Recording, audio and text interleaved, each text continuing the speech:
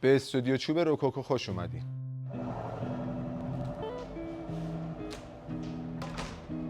اینجا از هر قطعه چوب داستانی میسازیم. این فقط یه ست مبلمان نیست. این انتخاب کساییه که میخوان تو خونهشون یه امضا داشته باشن.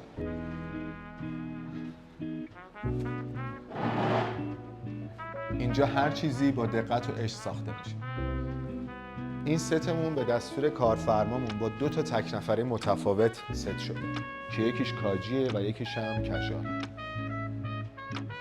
مزیت این مبل کژوال اینه که دور منبته، از هر 2 طرف نماده.